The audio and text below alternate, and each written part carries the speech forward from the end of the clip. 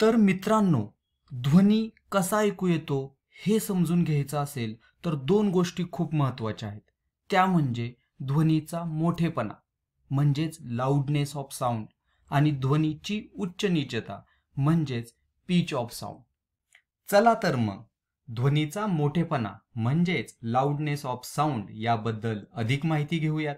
तर ध्वनीचा मोठेपणा मोजण्यासाठी ध्वनीची तीव्रता व ध्वनीची पातळी या संज्ञा वापरतात.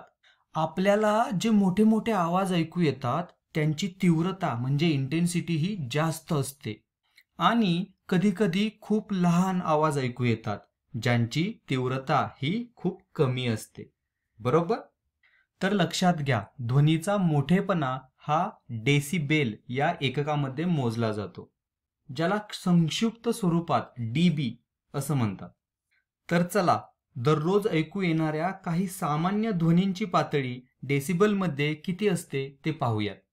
माणसाला सर्वात कमी ऐकू येणारा ध्वनी हा 0 डेसिबल इतका असतो. सर्वसामान्य दोन माणसातील संवाद हा 60 डेसिबल इतका असतो.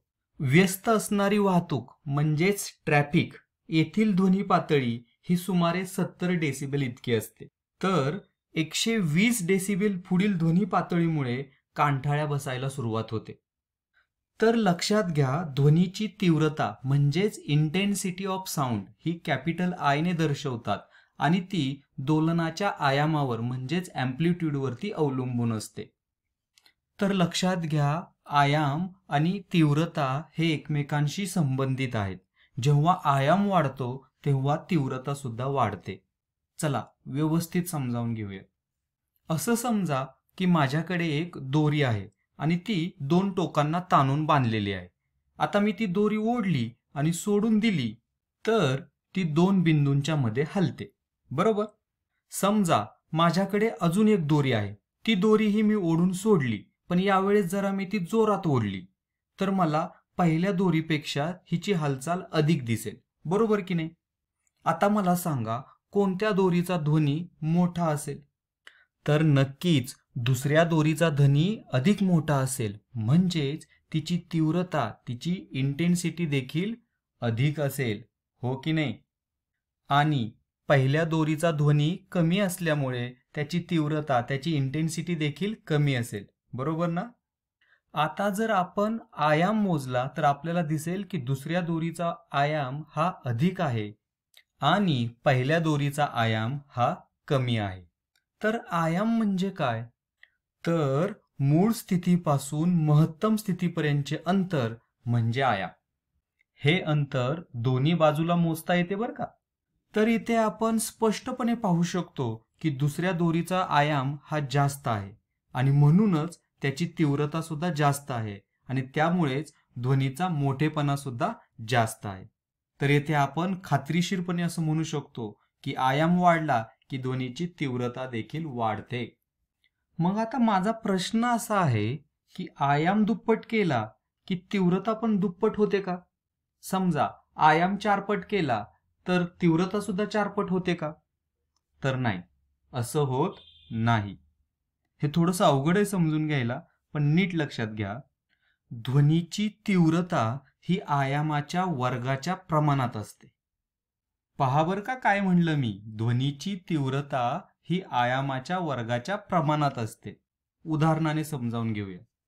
तर समजा माझ्याकडे एक दोरी आहे आणि तिचा आयाम ए आहे आणि दुसरी एक दोरी आहे, तिचा आयाम मी दुप्पट केला, मग तिचा आयाम 2a एवढा आहे. तर पहिल्या दोरीसाठी तीव्रता काय असेल?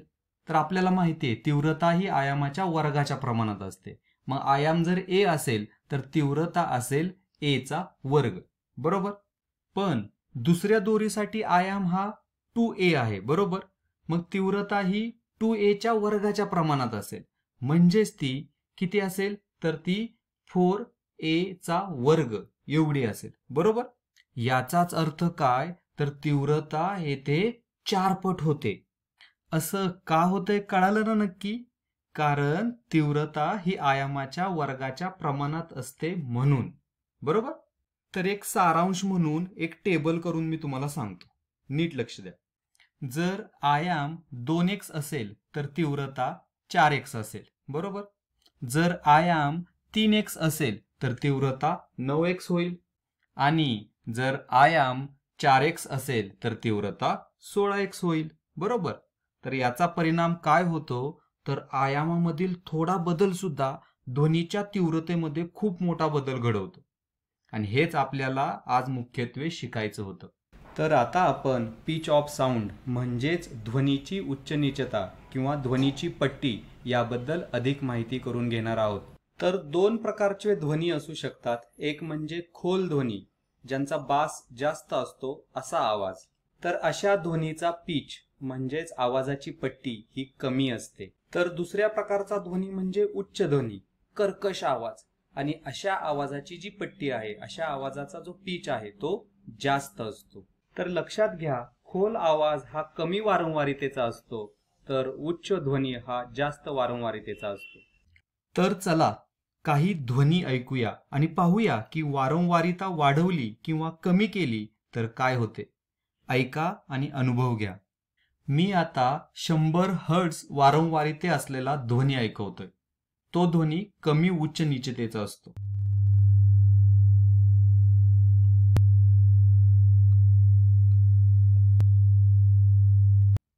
आता मी तुम्हाला 1000 हर्ट्झचा ध्वनी ऐकवतो.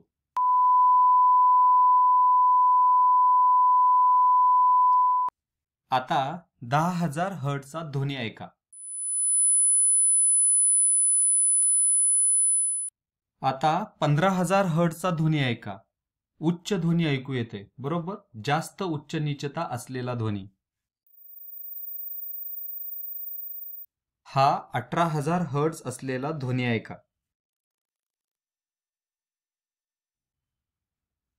खूपच उच्च पट्टीतला आवाज आहे ना. आता समजलं असेल की वारंवारिता वाढली की आवाजाची तीव्रता सुद्धा वाढते. एक मनोरंजक गोष्ट तुम्हाला सांगतो.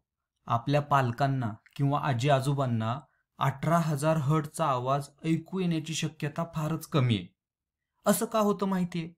तर आपल्याला 20 हर्ट्झ ते 20,000 हर्ट्झ याच्यामधील वारंवारितेचे ध्वनी ऐकू येतात. पण जसं वय वाढल तशी ही ऐकू येण्याची मर्यादा कमी कमी होत जाते. म्हणूनच आपल्या पालकांना किंवा आजी आजोबांना 18,000 हर्ट्झ ते 20,000 हर्ट्झ च्या मधील आवाज ऐकू येत नाही. त्यांची श्रवण क्षमता कदाचित 15,000 किंवा 16,000 हर्ट्झ पर्यंतच मर्यादित असेल. तर या व्हिडिओसाठी इतकेच. इथेच थांबूयात. धन्यवाद.